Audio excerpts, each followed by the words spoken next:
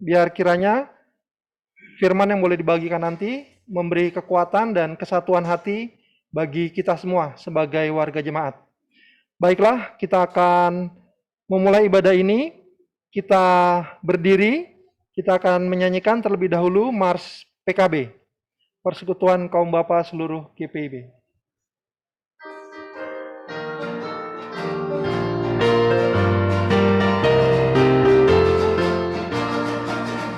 Persekutuan Kaum Bapa seluruh GPIB bertekad dengan sungguh-sungguh melayani bersama.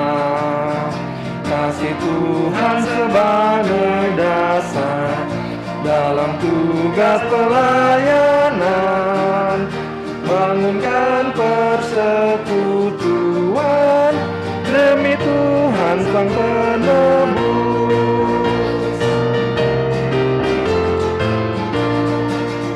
Dalam setiap pergumulan dan setiap cobaan, berpegang hanya pada Tuhan, pertolongannya tetap.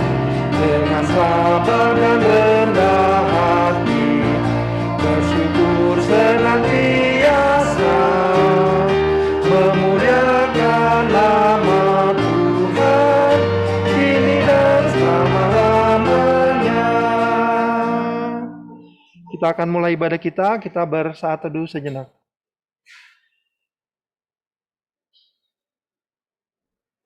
Amin. Jemaat, mari menghadap Tuhan dan menyembah-Nya, serta memuliakan nama-Nya, karena kasih setia-Nya besar atas kita. Kita akan naikkan lagu Masuklah Semua Menghadap Tuhan.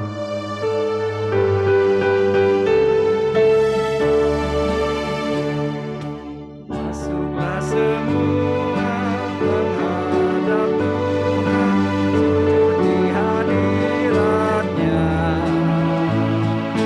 Marilah rendahkan diri dan hati di hadapan tahtanya. Dalam kekudusan dan kebenaran, sujudlah menghadap-Nya. Muliakan Tuhan, sorak sukacita kini dan selamanya. Mari kita berdoa. Segala puji syukur dan hormat kami panjatkan kehadirat-Mu ya Bapa, karena kasih dan penyertaan-Mu kami dapat berkumpul dan bersukacita melalui tatap muka dan secara online dalam ibadah Pelkat Persekutuan Kaum Bapa. Perkenankanlah atas ibadah ini, kiranya kasih karunia dan damai sejahtera daripada-Mu menyertai ibadah ini dari awal hingga selesai. Dalam Kristus Tuhan kami berdoa. Amin. Silakan duduk.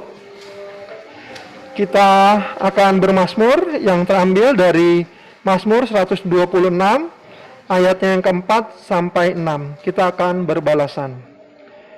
Pulihkanlah keadaan kami ya Tuhan, seperti memulihkan batang air kering di tanah Negev.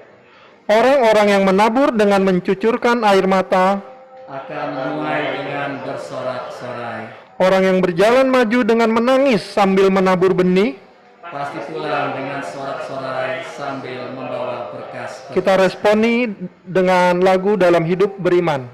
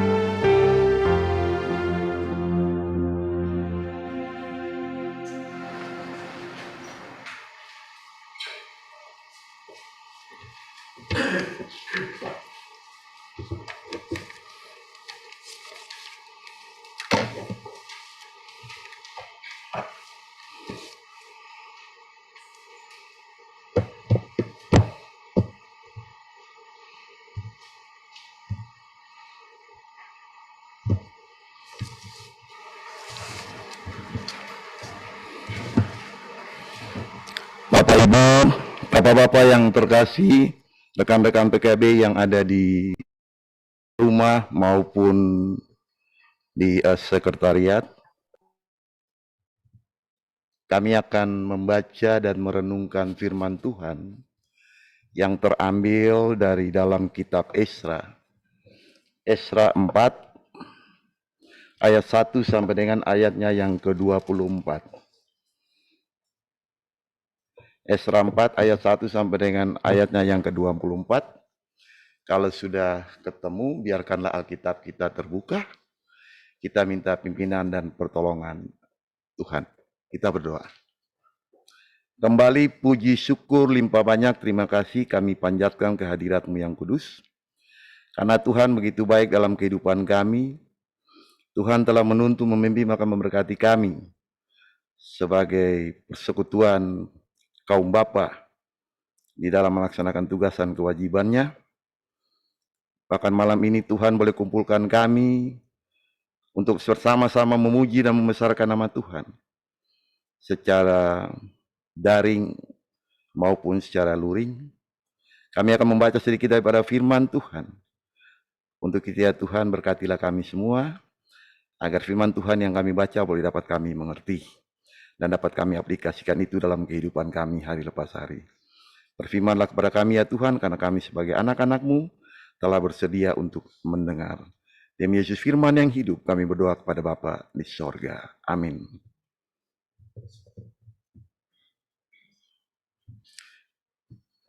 Bapak-bapak yang terkasih, marilah kita berdiri untuk mendengarkan firman Tuhan. Esra 4 ayat 1 sampai dengan 24 dengan judul perikop pembangunan Yerusalem terhambat oleh perlawanan.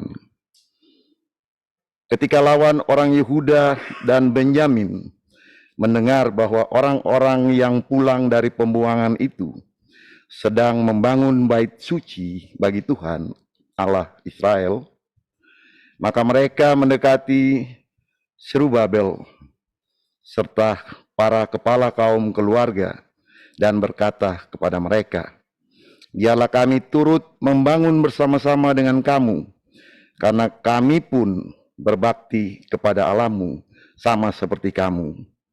Lagi pula, kami selalu mempersembahkan korban kepadanya sejak zaman Esar, Hadom, dan Raja Asyur yang memindahkan kami kemari. Tetapi Serubabel, Yosua, dan para kepala kaum keluarga orang Israel yang lain berkata kepada mereka, bukanlah urusan kita bersama, sehingga kamu dan kami membangun rumah Allah kami. Karena kami sendirilah yang hendak membangun bagi Tuhan Allah Israel, seperti yang diperintahkan kepada kami oleh Kores, Raja Persia. Maka penduduk negeri itu melemahkan semangat orang-orang Yehuda, dan membuat mereka takut membangun. Bahkan selama zaman Kores, Raja negeri Persia, sampai zaman pemerintahan Darius, Raja negeri Persia, mereka menjogok para penasehat untuk melawan orang-orang Yehuda itu dan mengagalkan rancangan mereka. Pada zaman pemerintahan Ahasveros, pada permulaan pemerintahannya, mereka menulis surat tuduhan terhadap orang-orang yang telah menetap di Yehuda dan di Yerusalem. Dan pada zaman Artasasta ditulislah surat oleh Bislam, Mitredat, dan Tabel serta rekan-rekannya yang lain kepada Artasasta, Raja negeri Persia. Naskah surat itu ditulis dalam bahasa Aram dengan terjemahannya. Rehum, Bupati, dan Simsai, Panitra, telah menulis surat terhadap Yerusalem kepada Raja Artasasta yang isinya sebagai berikut. Pada waktu itu ditulislah surat itu oleh Rehum, Bupati, dan Simsai, Panitra, serta rekan-rekan mereka yang lain, pada hakim dan penggawa dan pegawai-pegawai orang Persia, orang-orang dari Erek, dari Babel, serta orang-orang dari Susan, yaitu orang-orang Elam. Dan bangsa-bangsa lain yang oleh Asnapar yang agung dan mulia itu dipindahkan dan disuruh menetap di kota Samaria dan di daerah yang lain di sebelah barat Sungai Efrat. Inilah salinan surat yang dikirim mereka kepadanya. Ke hadapan Raja Artasasta, dari hamba-hamba tuanku orang-orang di daerah sebelah barat Sungai Efrat.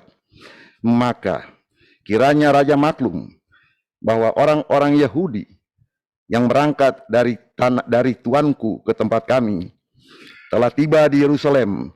Mereka sedang membangun kembali kota yang durhaka dan jahat itu. Mereka menyelesaikan pembangunan tembok-tembok dan memperbaiki dasarnya. Kiranya Raja maklum bahwa jikalau kota itu sudah dibangun dan tembok-temboknya sudah selesai, orang tidak lagi membayar pajak, upeti, atau bea, sehingga kota itu akhirnya mendatangkan kerugian kepada raja-raja. Sekarang, oleh karena kami mempunyai hubungan dengan raja, dan tidak patut bagi kami melihat raja kena celah, maka oleh sebab itu, kami menyuruh orang memberitahukan hal itu kepada raja, supaya diadakan penyelidikan dalam riwayat nenek moyang tuanku. Di dalam kitab riwayat itu tuanku akan mendapati dan mengetahui bahwa kota itu kota durhaka yang selalu mendatangkan kerugian kepada raja-raja dan daerah-daerah, dan bahwa orang selalu mengadakan pemberontakan di dalamnya sejak zaman dahulu. Itulah sebabnya maka kota itu dibinasakan. Kami memberitahukan kepada raja bahwa jikalau kota itu sudah dibangun kembali dan tembok-temboknya sudah selesai, maka bagi tuanku kelak tidak ada lagi milik di daerah sebelah barat Sungai Efrat. Maka raja mengirim surat jawaban ini kepada Rehum Bupati dan Simsai Panitra serta rekan-rekan mereka yang lain yang tinggal di Samaria dan di daerah yang lain di seberang Sungai Efrat. Salam. Maka sekarang surat yang kamu kirim kepada kami telah dibacakan kepadaku dengan jelas.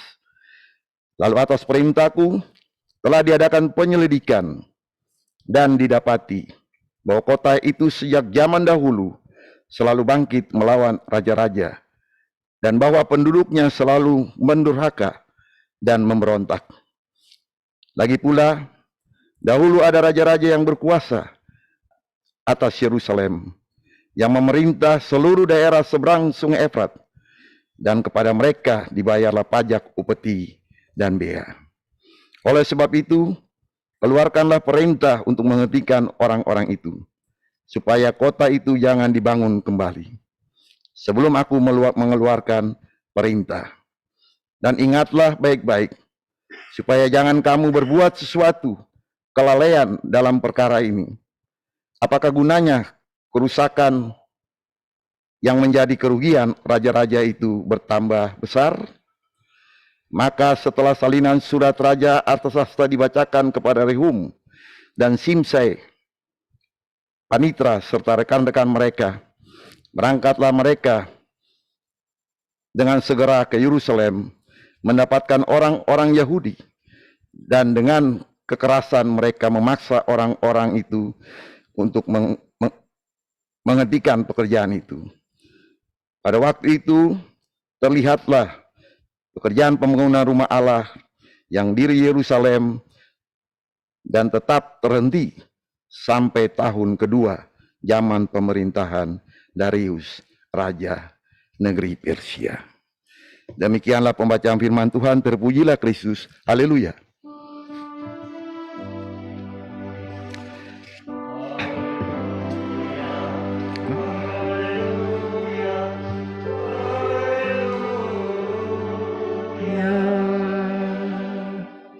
silakan duduk.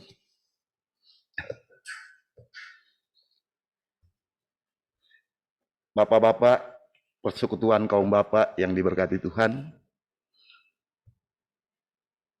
yang ada di sekretariat maupun yang ada di rumah.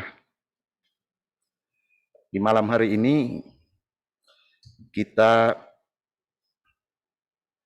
diajak untuk bersama-sama kita melihat problema atau permasalahan yang ada di dalam kehidupan bangsa Israel atau umat Israel pada saat mereka ingin membangun bait Allah.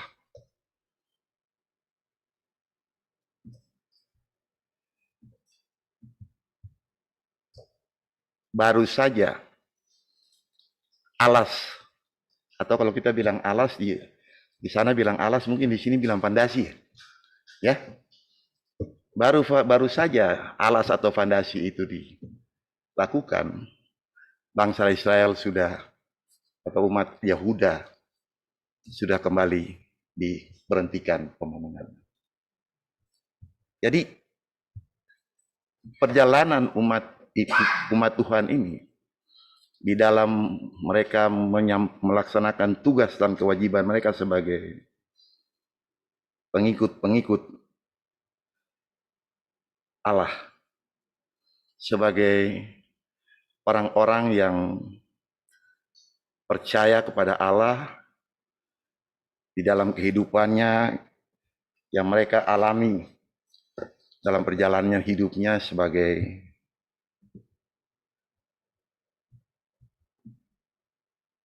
hamba, ya, hamba atau pembantu atau apapun namanya, dan mereka terbebas.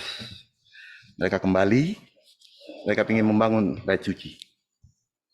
Tetapi perjalanan mereka tidak serta-merta begitu baik, ya. Tetapi mereka malah mengalami hambatan atau mereka mengalami tantangan yang begitu berat. Sehingga mereka sendiri juga kalau mau dibilang sudah putus asa. Bayangin aja kalau kita di dalam pembacaan kita ini, kalau saya hitung-hitung, ya kurang lebih sekitar 126 tahun mereka mencoba untuk melakukan pembangunan bait Allah. Dari Raja Koreshi sampai kepada Raja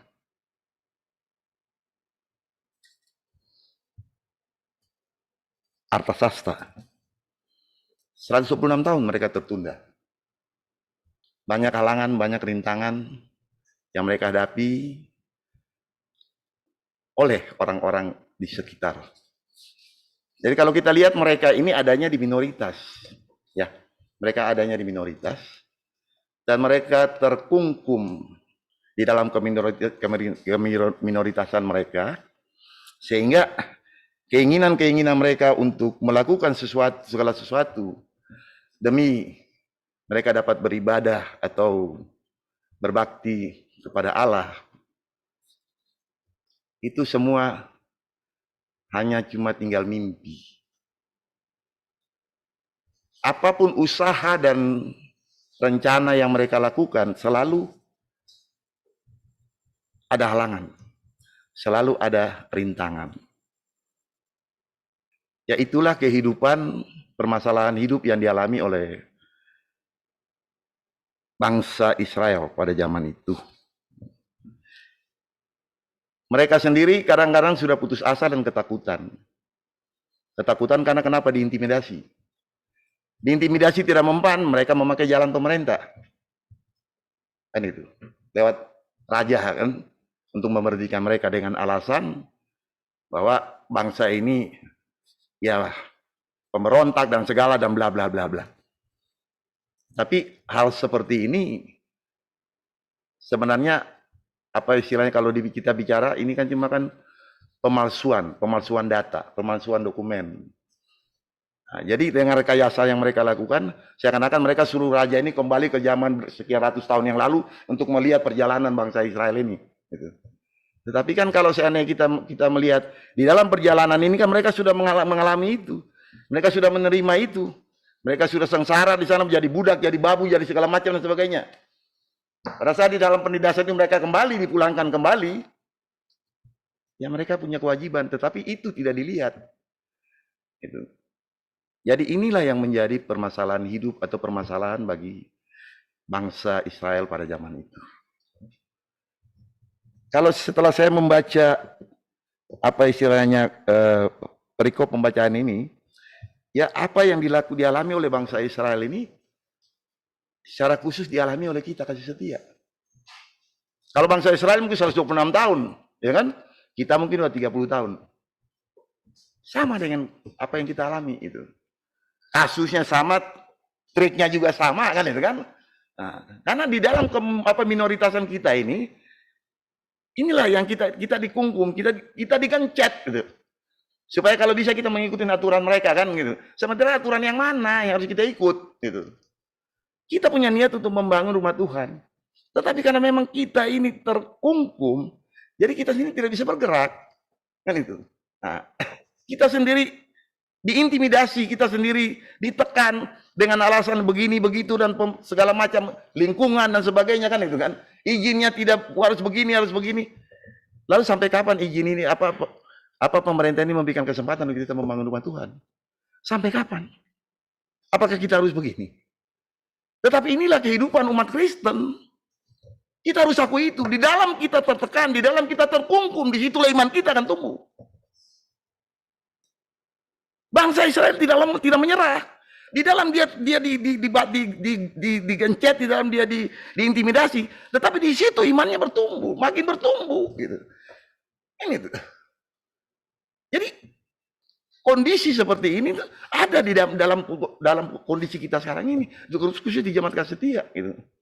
Kita mau bangun ini nggak boleh. Kita bangun ini tanah kita, secara hukum itu legalitas tanah kita gitu. Barang-barang kita gitu. Gitu. Orang lain bisa intimidasi kita. Intimidasi tidak pakai secara langsung, tapi dia pakai jalur pemerintah. Kirim surat ke camat, ke Polres dan segala macam. Ini kan apa gitu. Tetapi ya, kita harus menyadari itu sebagai anak-anak Tuhan. Kita harus mengerti bahwa di dalam kita melakukan satu perjalanan di dalam melayani Tuhan, di situ akan banyak tantangan. Di situ akan banyak tantangan. Apapun terlepas dari dalam pembangunan rumah Tuhan maupun kehidupan kita pribadi, keluarga, dan dimanapun kita berada, tempat pekerjaan, pasti banyak tantangan. Tinggal bagaimana kita mau menyikapi itu dengan minta tuntunan dan pimpinan Tuhan. Kita mau menyikapi itu dengan menyerahkan diri kepada Tuhan. Kita makin setia, dekatkan diri kepada Tuhan, itu kunci. Kunci kita cuma itu. Apapun yang kita lakukan, demi hormat dan kemuliaan Tuhan, di situ pasti akan ada tantangan. Di situ pasti akan ada rintangan. Itulah apa istilah dilema, problema hidup hidup manusia yang ada di dunia. Kita ini hidup di tengah-tengah kota. Kita hidup di tengah-tengah lingkungan di mana orang lain yang, ya kalau saya bilang di sini, kafir kan nggak mungkin. Ya kan itu. Orang-orang yang tidak seiman dengan kita. Mereka melihat kita maju. Mereka melihat orang Kristen kok kaya-kaya ya. Orang Kristen kok nggak pernah minta-minta ya kan. Ini itu hal-hal seperti ini yang membuat pihak-pihak di luar kita ini ngiri kepada kita. Kita bisa membangun gedung, kita bisa membangun gereja tanpa kita harus minta-minta di jalan.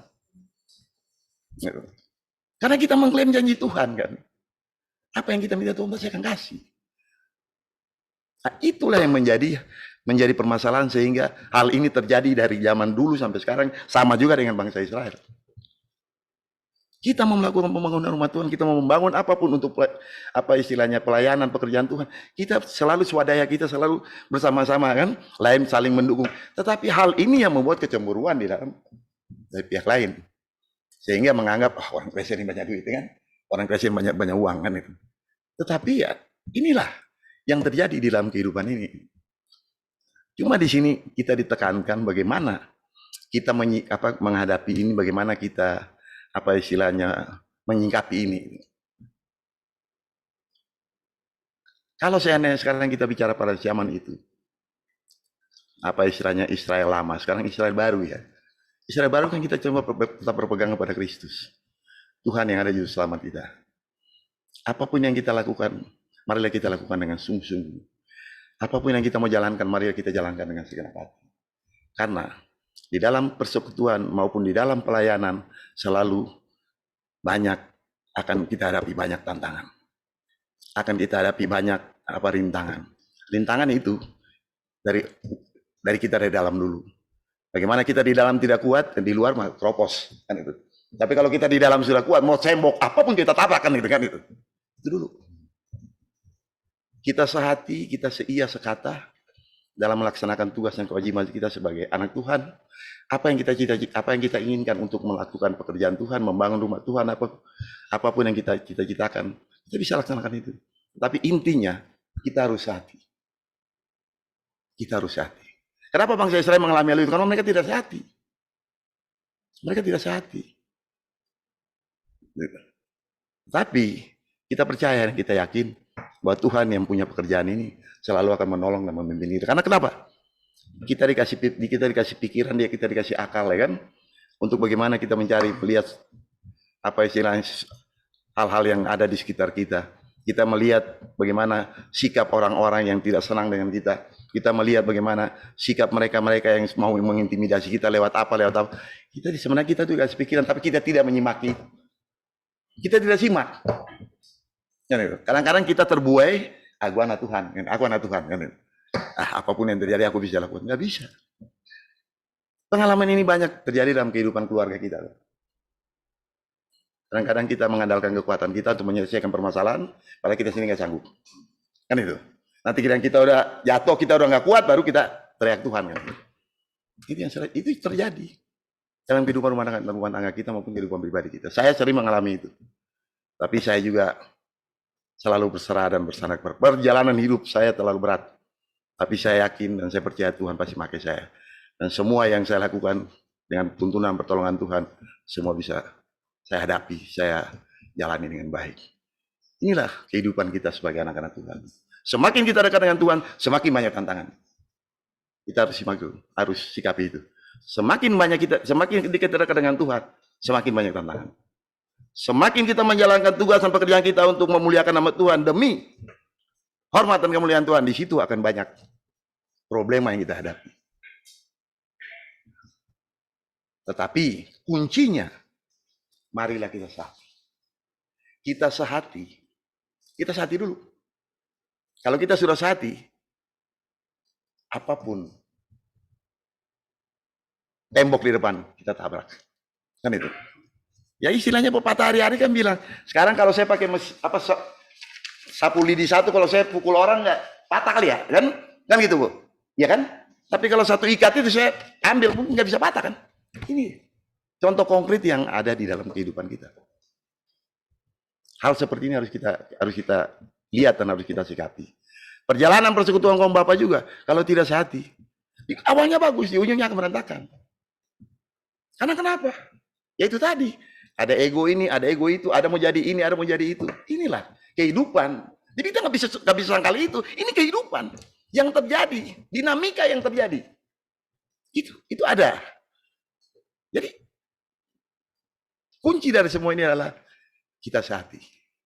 Kita sehati, seia, sepikir, sekata dalam melaksanakan tugas dan pekerjaan Tuhan, dalam membangun rumah Tuhan. Tembok apapun kita hadapi, kita tabrak. Karena kita sehati. Amin. Tuhan berkati kita semua.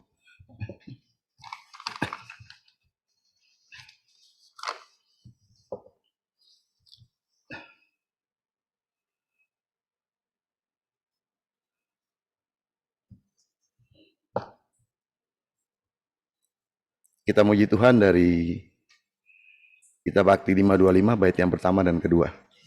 Berpeganglah pada janji Tuhan.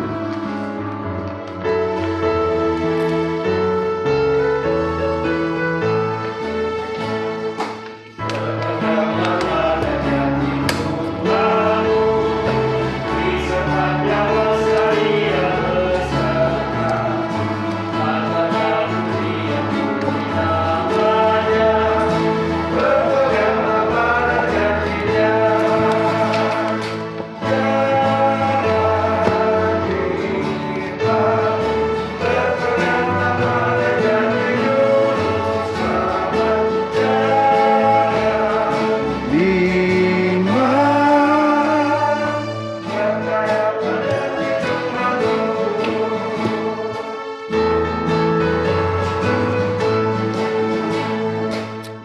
Berpeganglah pada janji Tuhan.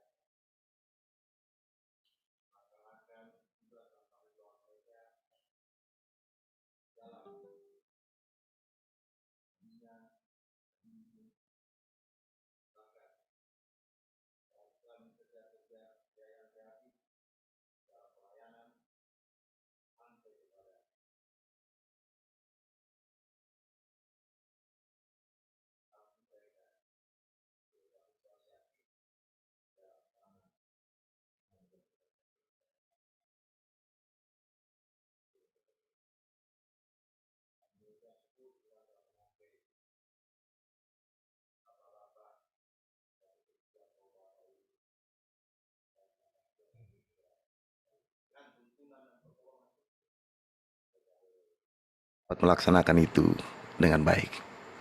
Sekalipun di dalam menindaklanjuti apa yang kami rencanakan, kami masih terhalang dengan aturan-aturan pemerintah, aturan-aturan negara.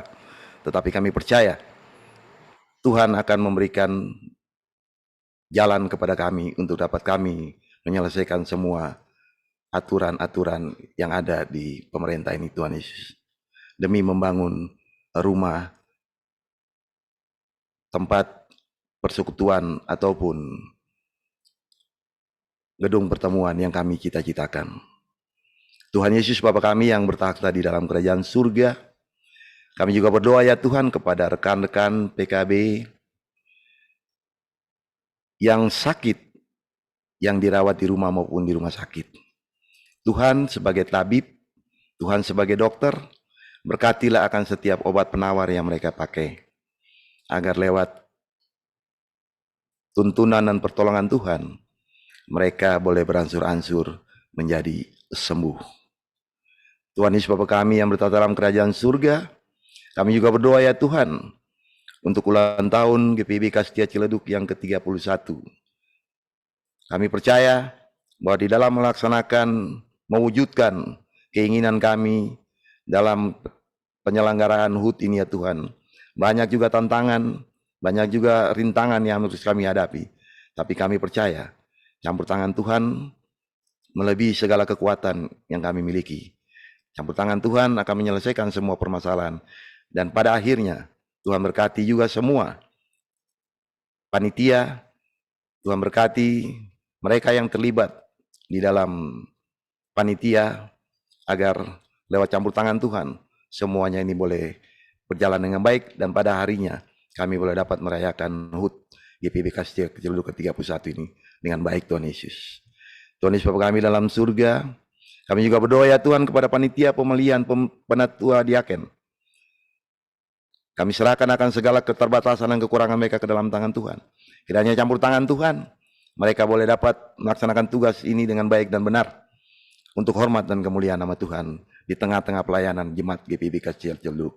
Berkati Bapak Pendeta sebagai ketua, berkati mereka sekretaris, bendahara, yang semua orang yang terlibat di dalam panitia ini ya Tuhan. Agar campur tangan Tuhan mereka dapat melaksanakan tugas dan kewajiban ini dengan baik dan benar. Bangsa dan negara juga kami serahkan ke dalam tangan Tuhan. Tuhan, segala permasalahan hidup yang kami hadapi sebagai anak-anak bangsa, kami percaya bahwa apapun yang menjadi tantangan dan rintangan, itu juga menjadi tantangan dan rintangan pada aparat pemerintah, Bapak Presiden, sampai kepada lurah dan RT RW yang terendah. Kami percaya bahwa campur tangan Tuhan telah menyelesaikan setiap permasalahan yang kami hadapi, COVID-19 dan segala macam, sehingga semuanya boleh ada di penghujung ya Tuhan.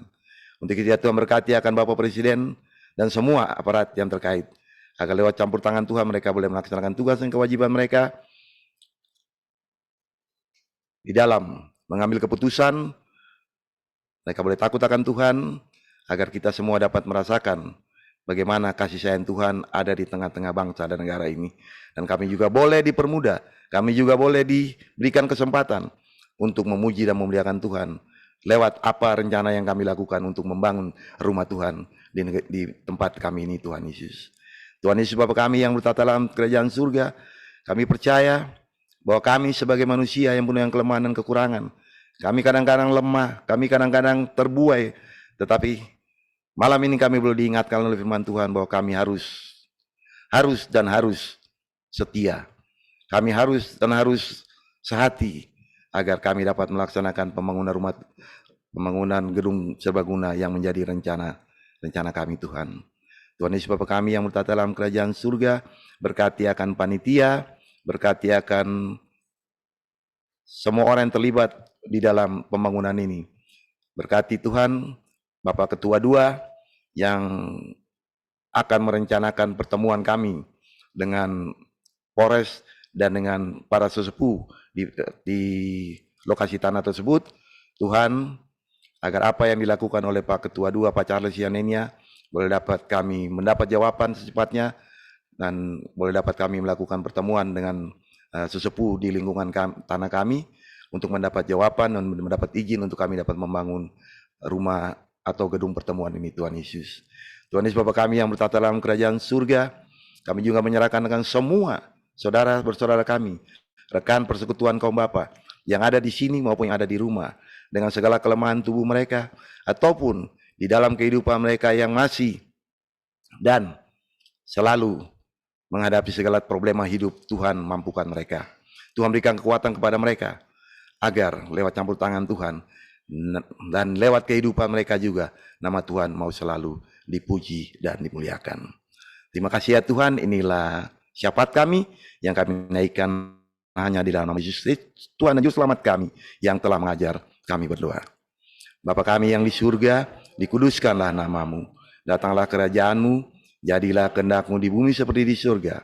Berikanlah kami pada hari ini makanan kami yang secukupnya, dan ampunilah kami akan kesalahan kami, seperti kami juga mengampuni orang yang bersalah kepada kami. Dan janganlah membawa kami ke dalam pencobaan, tapi lepaskanlah kami daripada yang jahat.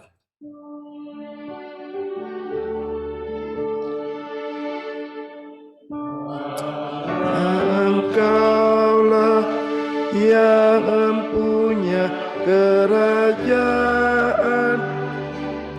dan kuasa dan kemuliaan sampai selama-lamanya.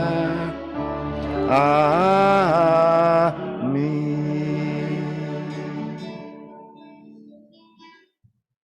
Kami berikan kesempatan kepada Bapak-Bapak Persekutuan kaum Bapak untuk melayani Tuhan.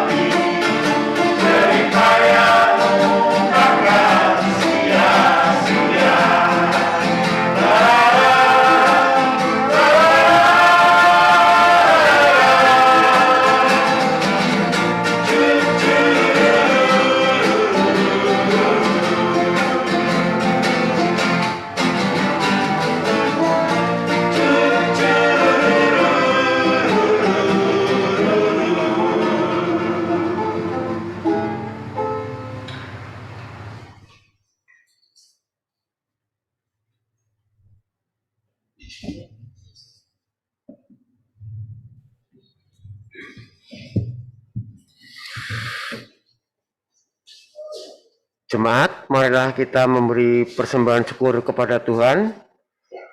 Ingat firman Tuhan dalam 2 Korintus 9 ayat 12 yang menyatakan, sebab pelayanan Tuhan, pelayanan kasih yang memberi ini bukan hanya mencukupkan keperluan orang-orang kudus, tetapi juga melimpahkan ucapan syukur kepada Tuhan. Jemaat, mari kita, Tuhan memberkati saudara dan persembahan saudara. Mari kita menyanyi, ku beri persembahan, hitung jemaat 302, 1 dan 2.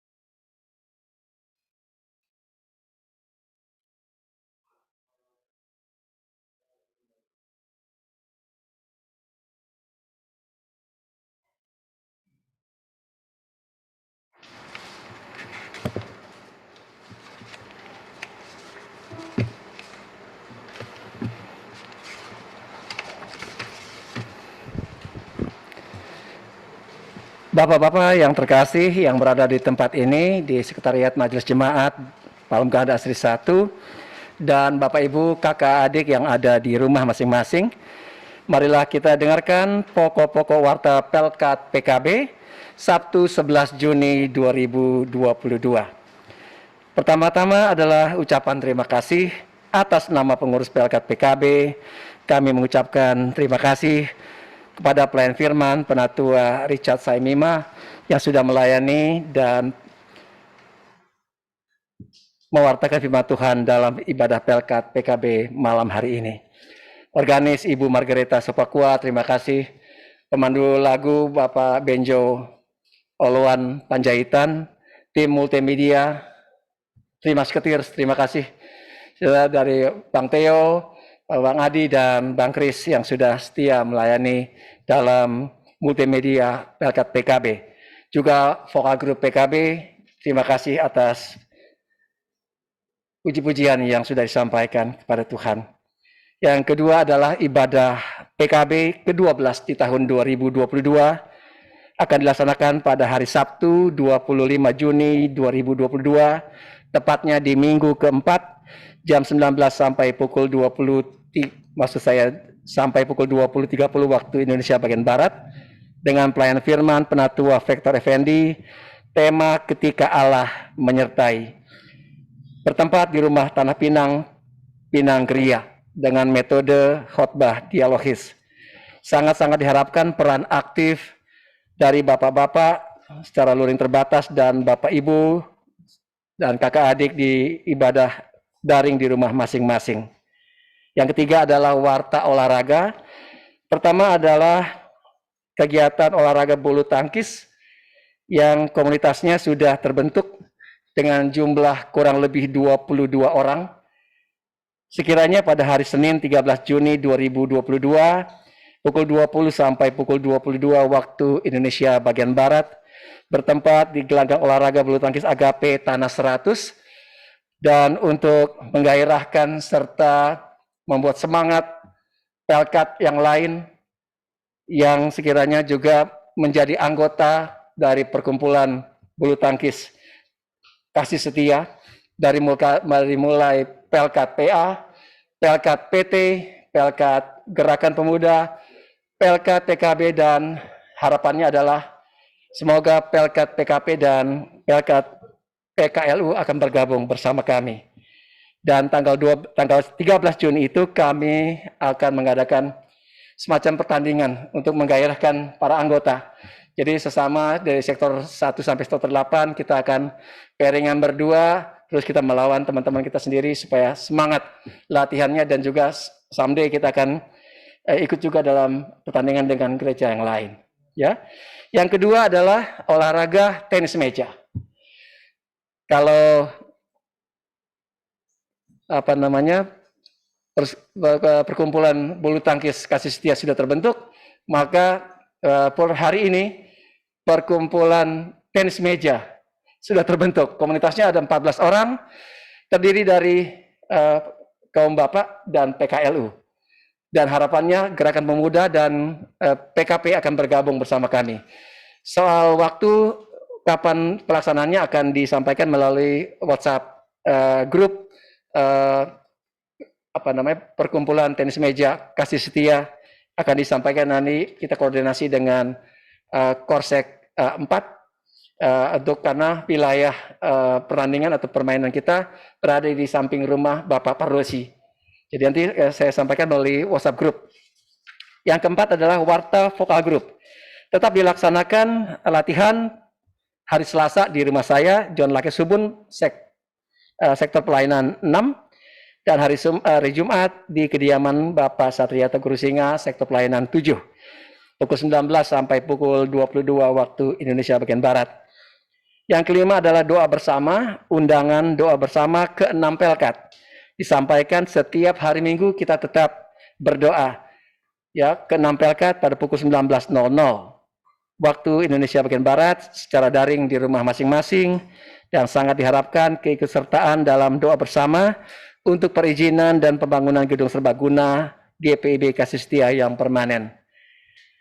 Keenam terakhir adalah kehadiran anggota PKB luring terbatas di tempat ini berjumlah 11 orang, daring di rumah masing-masing berjumlah 6 orang, kalau tidak perubahan ya Mas Adi, tetap 6 orang ya, dan total berjumlah 17 orang kehadiran anggota jemaat yang ibadah PKB malam hari ini. Bapak-bapak dan ibu-ibu, saudara-saudara yang ada di rumah, demikian warta PKB 11 Juni 2022. Tetap semangat melayani Tuhan, tetap bersyukur, tetap sehat bersama keluarga di rumah. Salam PKB, tangguh dan luas. Terima kasih, selamat malam.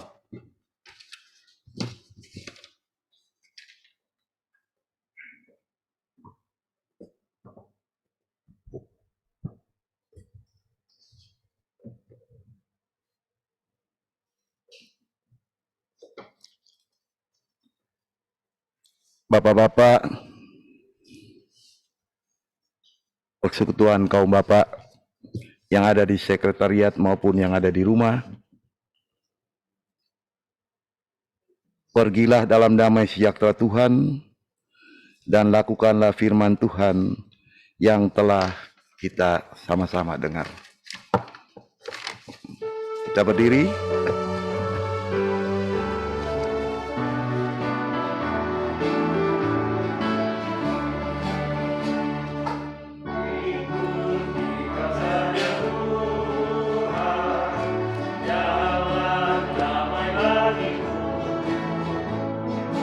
Aku selamat dan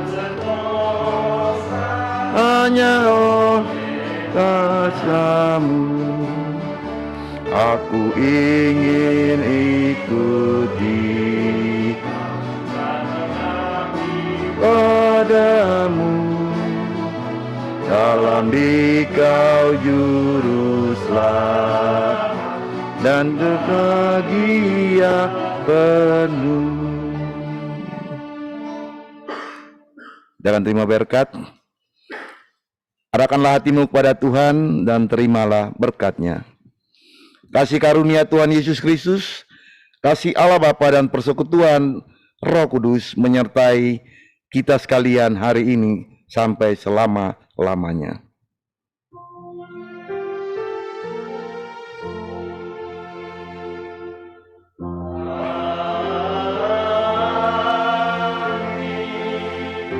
Amin. Amin.